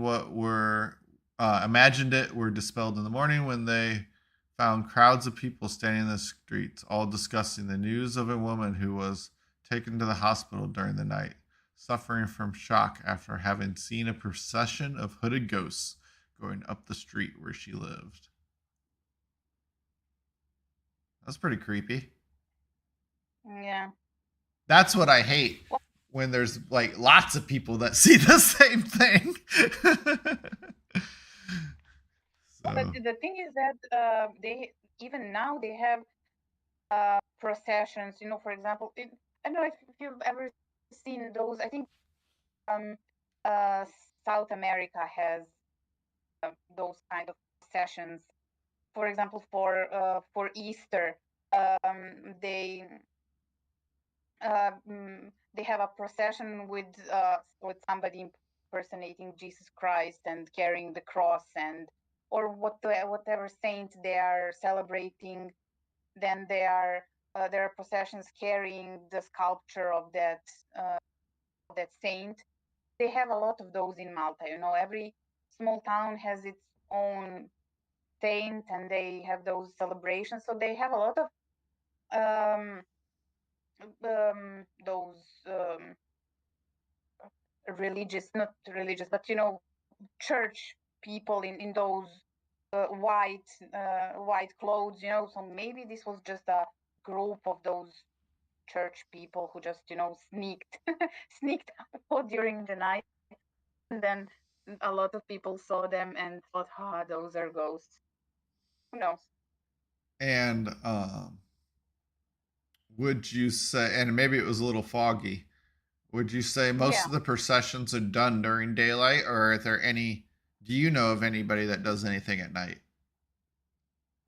No, I don't think it was a procession, but in those processions you can see people dressed in those white clothes, Yeah. like priests, and they have those hoods, so it's their, I guess it was their uniform, so maybe if those priests or whoever, people from church were just, walking, from, I don't know, one place to another in a foggy night, people thought those are ghosts. I don't know. Or maybe they were ghosts. I'm just curious if like maybe somebody really wanted to do their funeral at night. And then they like, and then nobody, the rest of the town didn't know about it because it wasn't whatever. And then, yeah, then it happened. But yeah, it's interesting. Yeah.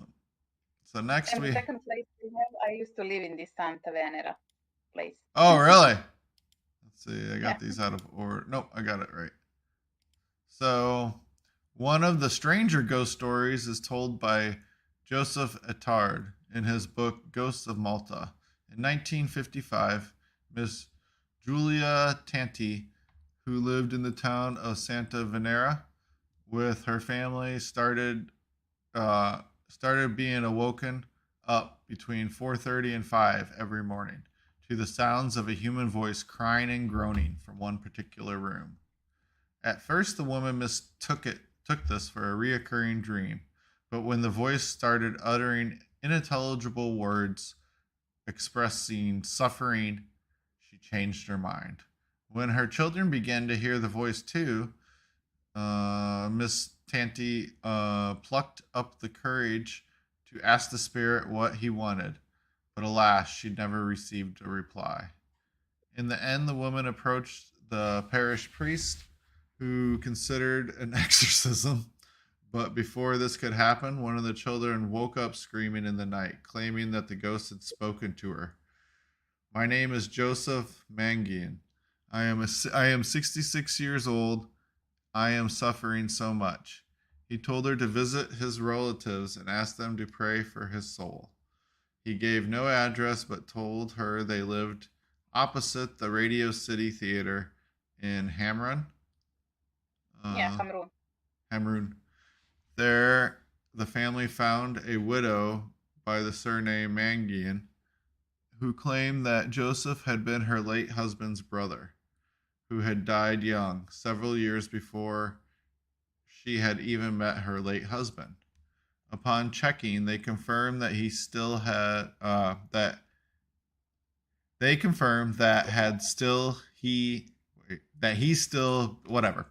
he was still alive. He would have been indeed 66 years old. Interestingly, even the Radio City Theater had not yet been built when he died, and yet he had given detailed instructions to the Tanti family, who now finally rid of paranormal activity. Have you ever heard? This is really weird. Have you heard that story before? No, I don't remember, but it is really weird. You're like, I don't like this one. This one's really weird. Yeah. Yeah. So there, a lot of coincidences in that story. Is the Radio City Theater? Do you know of that theater? Mm-hmm. Is it a nice theater? Well, I haven't been there. I just know the building. From the outside, does it look nice? Yeah. Yeah. Cool. All right. Do you know this place? Yes, I've heard of it. But I'm not even sure how they pronounce it. So we're gonna go with Zuri. That's how I'm gonna just go without the Q. Zuri. So a troubled soul. This story takes us to Zuri and a cemetery dedicated to Pope Saint Leo I. Every morning around 3 a.m., a local farmer known as Taco. Oh, Taco. That's cool. I'll call him Taco. Would load his mule-driven cart with produce to sell at the center of town. On his route, he always had to pass in front of the cemetery, and almost every time he was being bothered by a very strange experience. He also, as he approached the gates of the cemetery, a young lady dressed in white would emerge from within and approach the cart. She would grab hold of the mule's head and stop him from proceeding any further. That's kind of weird. The farmer used to get irritated, for this made him lose a lot of time. But despite urging the mule forward, the beast would not budge until the girl let go and returned to the cemetery. Eventually, Taco got fed up with his business, so he went to a priest. Oh, happy Halloween, Bryce. Glad you could join us. We're talking about ghost stories in Malta right now.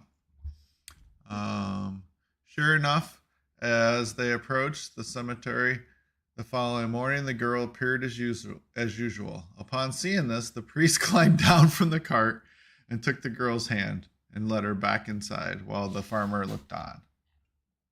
Oh, let's switch our picture. We're going to switch our picture to our ghost girl.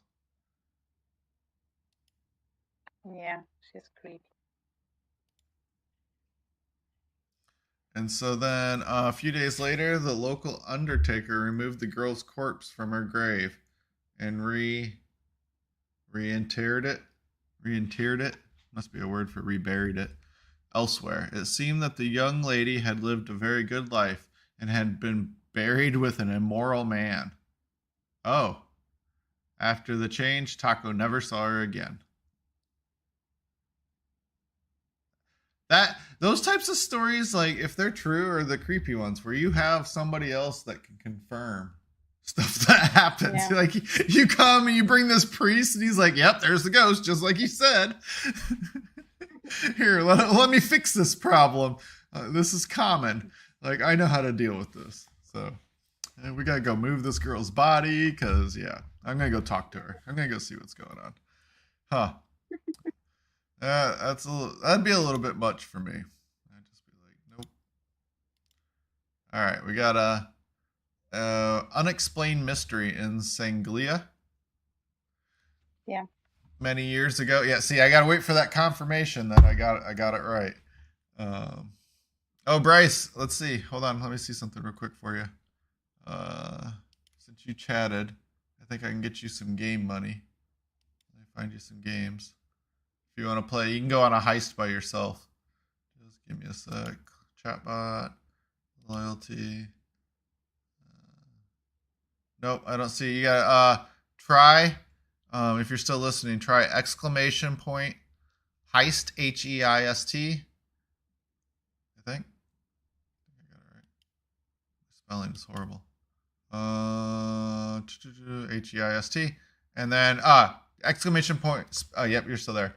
That space and then a number, and that should get your name registered in my list. Like 30, do like 30 or something.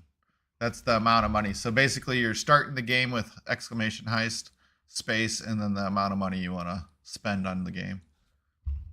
And it might take a few minutes for you to get registered, but then I'll give you some beans, and you can play the games. Let's see. Let me refresh this. Nope, not yet, but you'll be there soon. Cool. All right, our next story was an unexplained mystery. Yeah. A Miss Mangolin from Sanglia used to make it a point to attend daily the first mass at the St. Philip's Church. Although the service started at 5 a.m., she was usually quite early, something she did not mind, as she would chat with other churchgoers while they waited for the Sacristan to open up. Sacristan? What is that? I don't know. You're like, I don't know. I've never heard of that. I'm checking Bryce's loyalty points to see if he's here yet. A person in charge, sacristy and its contents. Sacristy and its contents. Sacristy. Yes. So she waited for it to open up. One morning she arrived earlier than usual. However, it was still dark when she got there. Despite this, the church was surprisingly already open, so she decided to wait inside for her friends. Upon entering, she realized that there was nobody else there. Not not even for the sacristan. Christian. The only light came from two lit candles on the altar, which was prepared for mass. She was even more surprised when a priest appeared and approached the altar and started the service, despite the fact that it was at least a half an hour too early. The lady could not see the priest properly because of the lack of lighting, but she thought there was no harm in listening to another mass. So she stayed until the end of the service. It was only then when the priest turned to face her. She was shocked to realize that where his face should be, there was only a skull. Ooh. Do we get that picture? Nope. Yeah. Trying hard not to scream, she felt herself going faint just as keys could be heard unlocking the door. The sexton and the rest of her friends were shocked to find her already inside the church. Upon looking back towards the altar, the lady realized that not only was there no sign of the priest, but everything had also gone from the altar, and even the two candles were still waiting to be lit. That one's a little creepy. I don't know. I don't think I'd go into a place like that early. And hope. All right, Bryce, you might have to talk about something else. Oh, there's Patricia. She started hers. Okay, so she tried, and I don't see the chat bot starting up, so we might have a problem. Don't forget stream. No, I did that. Yeah, so our game's a little messed up. We'll have to get that going again. And then our final story. Oh, we got two more. Two more stories, and then we're done.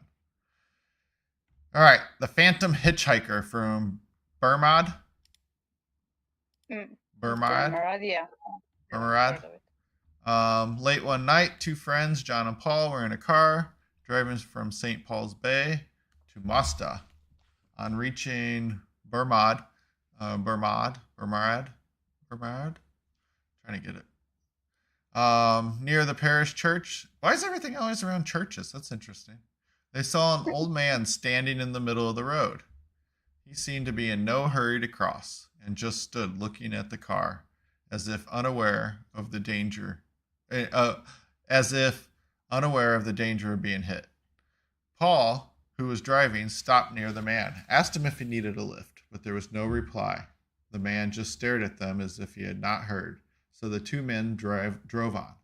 But they had hardly gone a few meters when they saw the old man again, right in front of them, in the middle of the road, as before. Both men thought it strange, as Paul this time swerved around him and drove on. John tried to bring up the subject, but at this point realized that Paul had started accelerating rapidly as soon the car was flying along. "Why are you driving so fast? Do you want to get us both killed?" John exclaimed, but Paul took no notice of his friend and simply kept speeding on, only stopping the car when they finally reached Mosta. "What's going on with you? Why were you going so fast?" John exclaimed. "It was the old man. Did you not see him?" Paul said. "Yes, I saw him both times." "No, not that," Paul replied. "After he saw him the second time, an instant later, I saw him again in the driving mirror. He was sitting in the back seat right behind us and only disappeared when we reached Mosta." The other guy never looked backwards. The ghost was sitting there in the car with him. I don't know. I would have got out of the car. I would have just kept driving. Oh, that one's pretty scary. Yeah, why was he driving that fast if the ghost was at the back seat? That's exactly it. It's like, it's like as soon as I linked up, the brakes would have been slammed, I would have put it in park and got the heck out of that car. Like, no. No, no, no. I'm not going to go ride around with some ghost for the next hour. All right. The final story we have the haunted house of Gozo. Mm-hmm. Have you heard of that place? It's an island. Gozo is an island near Malta. You go there by ferry. Okay. So in a quiet Ghostian village, Ghostian, it's almost like Ghostian. In a quiet Ghostian village, there was an old, long abandoned house that everybody stayed away from, especially after dark, as the building was reputedly haunted. Okay? The story was that it had once been lived in by two brothers. Two guys again. The younger one was quiet and gentle, but his older sibling had a very jealous nature and was always got what he wanted, one way or another. The younger brother eventually fell in love and started spending a lot of time with his new girl, of course. While his older brother looked on, his jealousy growing at the fact that she could never be his. With time, his jealousy turned into hate, and he decided to get rid of his sibling. All right, now we got some action going. The story goes that he threw his brother into a well. Yeah, that seems to be a common thing to do back in the day. Having first chopped off his hands to make sure he could not climb back out. Oh, man. Oh, that's horrible. I mean, if you chop off your hands, you're just going to bleed to death anyways. Yeah. His girlfriend, oblivious to the truth, waited for him for a long time. Where was this well at? Was it just a random well? Was it the one you were drinking out of? I mean... Did nobody go there to this well anymore? Was it abandoned? I don't know. Well, she waited for a long time, like a good wife, but then eventually gave up because how long are you gonna wait? And in the meantime, ended up becoming close with the older brother, whom she eventually married. One day soon after, however, she woke up to find her husband dead, strangled while he slept. That was when the house was abandoned. Well, yeah, brother came back and was like, "You're sleeping with my life." Many years later, some locals drinking at a nearby bar were overheard talking about the house by a foreigner who claimed that their stories were mere superstition. In fact, he bet them that he would spend a whole night in the building on his own and nothing would happen to him. Oh, that was a bad plan. That night, the night got off to a good start, so much so that the man soon fell asleep. And this is an abandoned building. I don't know if I could fall asleep in an abandoned building. It probably doesn't look like the picture, but still, like, I've been in abandoned buildings and it's just not cool. It's creepy. Maybe if you're, I wonder if probably that creep effect goes away when you, maybe if you're homeless or something and you have to find somewhere to sleep. Then you probably are a lot more comfortable with it. It's probably just being exposed to that type of stuff. So he fell asleep, not only to be awoken some hours later by a strange sound. Getting up off the floor where he was laying, he looked out onto the stairs where the sound seemed to be coming from, only to see a pair of severed hands coming up. Oh man. So it's just the hands. It's like, oh, have you ever seen a movie? We talked about the one movie, Evil Dead. Have you seen that movie before? I don't think so. There's a more funny one. So that's like a scary movie. There's this other movie that's from the 90s called Idle Hands. And the hand becomes possessed. And so, like, if you chop it off and it runs around, it's kind of like Thing from Addams Family. Or no, not Thing. The hand. Thing's the hairy thing. Yeah. There's a hand that runs around. Yeah, that's what I'm picturing coming up the stairs. I'd be totally out of there. I'd jump out of a second floor window if I saw hands coming up a stairs. So So they went into the room where he had been sleeping a few minutes before. No longer looking empty, the room now appeared to be fully furnished, including a bed on which a sleeping man was lying. The hands wrapped around the man's throat, and he could see him struggling until he was choked to death. The terrifying apparition then disappeared in front of his eyes, and he was again in an empty room. Needless to say, he made a hasty exit from the building. Yeah. It's actually the hands that were of the younger brother. Yep. So they came back, and I guess they would keep reliving night after night. Maybe not every night, but yeah, they would keep reliving the incident where those hands would climb up the stairs and choke the brother. That's interesting. Like if that kind of like a like an old timey movie projection thing. Like if that's how these types of events just keep repeating themselves over and over. Like they're trapped. Ooh. Wow, that'd be interesting. Maybe these types of events we do see, and there's some kind of mess up in like space time. Like they're just a repeat of what happened then. They're not ghosts, right? We see them as ghostly images because they're not coming through perfectly clear. But what if it's like a break in time where it's just showing us what happened during that time? That would be kind of interesting. Like it's like time traveling, a broken thing in like in a computer program where it just keeps like a infinite loop of that.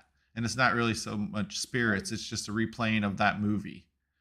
That'd be kind of interesting. Like we're really trapped inside of a simulation, and that's just like a glitch in it. All right. Yeah. Something to leave you to think about. Yes. Well, that It's getting darker here in Serbia. yeah, just as it's getting to be nighttime. Cool. Yes, happy Halloween, Patricia. So we're at the end of our stream. Thank you so much, Natalia, for joining us on our special edition World Halloween stories. It was awesome having you. Yeah, and we're gonna try to have you back more. It was fun. Maybe you'll be able to come on our Saturday shows. It was lucky that you happened to have the day off, so that you could join us. No, and now I'm gonna have to work a little late tonight for myself, but that's all right.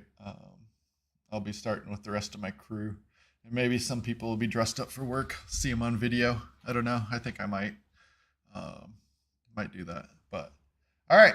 Well, thank you everyone for joining us. Bryce, Darcy, and Patricia. I saw those names pop up. I think Craig was listening along, but he couldn't chat because he's busy with his work. And maybe we can get Goran someday, but I'm happy with Natalia. That'll be fun. We'll have me, you, and Darcy do it one of these days.